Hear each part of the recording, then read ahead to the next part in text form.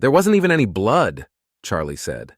He scratched at the 3-day salt and pepper stubble on his chin. The thin gray light from the overcast December afternoon did nothing to hide the bags under his eyes. He watched the skeletal trees outside the window claw at the sky like they were begging for the rapture.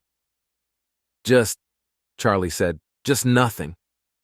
He turned back to face Rhonda. Her office was covered in lightly colored fabrics and deep, rich wood panels. The windows faced out onto a large open lawn, sloping gently down to a placid lake. The furniture was just so slightly oversized and plush.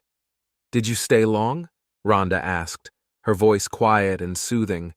Charlie felt the pull of the present, prizing him from the past. "No," he said, his voice now husky with the weight of years.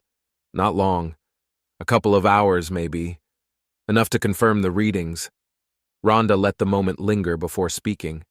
She wanted to balance between losing Charlie in a memory and making him confront the source of his pain. "What did you see?" "Most of the buildings were gone," Charlie said. His eyes pointed out the window but saw only history. "Rubble. Destruction. A few pieces of walls stood up like mushrooms after a rain," he said. "Mushrooms. I remember that. I remember thinking how this world had seen so many mushrooms. I didn't realize I was laughing until the ship piped a bunch of feedback into my helmet. The shrieking snapped me out of it."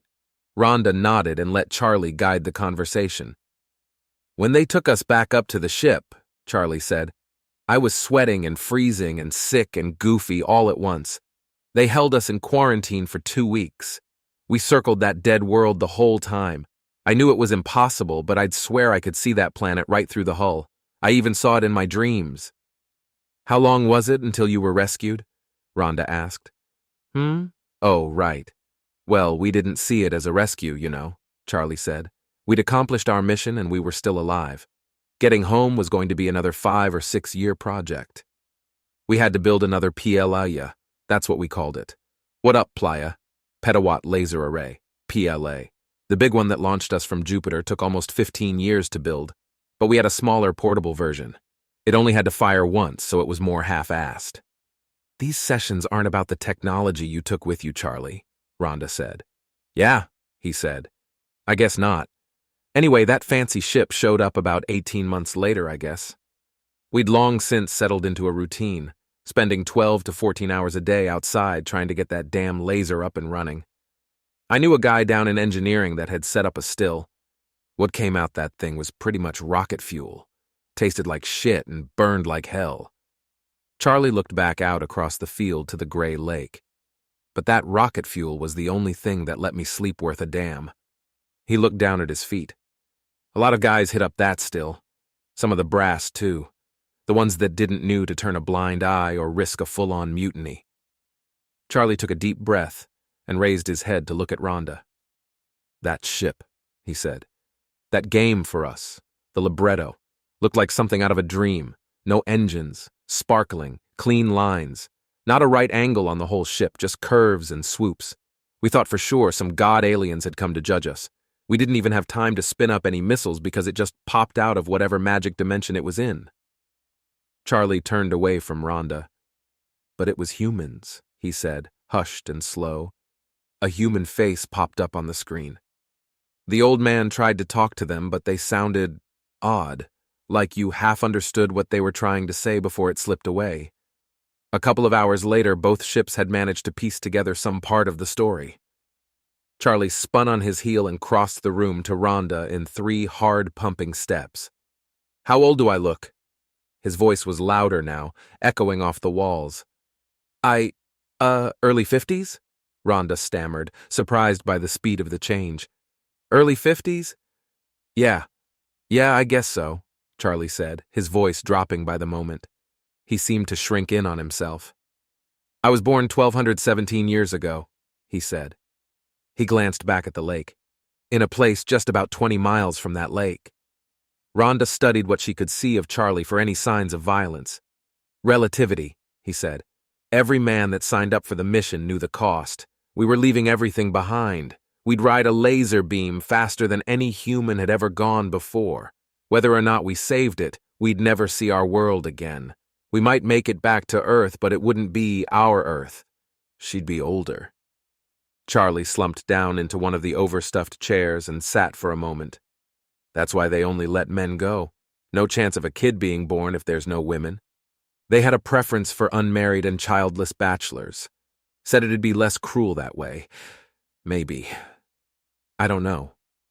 Charlie picked at the armrest of the chair with a ragged fingernail. It seemed to command his full attention. It still hurt, though, didn't it? Rhonda asked. What the hell would you know about hurt? You're just a hologram, Charlie said. Rhonda bristled but maintained her professionalism. That's an outdated view, Charlie, she said. I'm a siliconite instead of a carbanoid. I am no less a person and no less real than you. We fought for our rights as your people fought for theirs. Your ancient racist opinion has no place in this time. I thought this was supposed to be a safe place to express myself, Charlie said. Safe, yes, Rhonda said, but not without its own rules. There were names your people were called that would be just as inappropriate. Charlie nodded faintly. I apologize, he said. Well, Rhonda said, I understand this is quite the transition for you and accept your apology. Tell me more about what happened when you were rescued. They took us on board, told us it had been over 1,000 years, and that they could have us home in a few weeks, Charlie said, still picking mindlessly at the furniture. There was more they told you, wasn't there? Rhonda asked.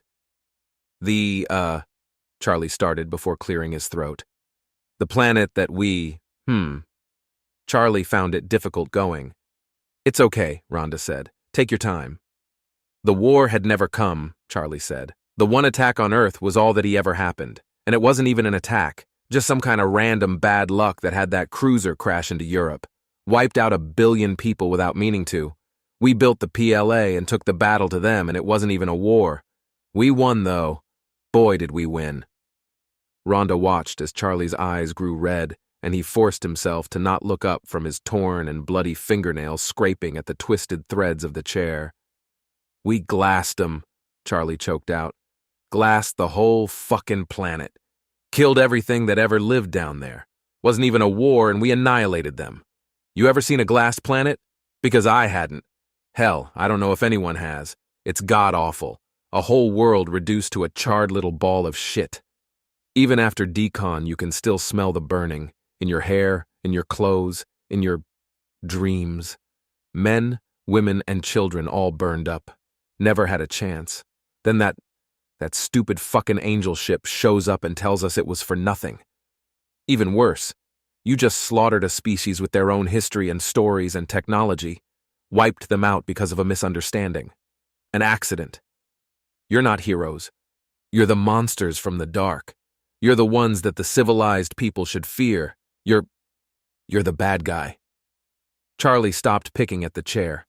His blood had stained the end of the armrest. He could feel his pulse in the chewed-up remnants of his finger. There wasn't even any blood, he said.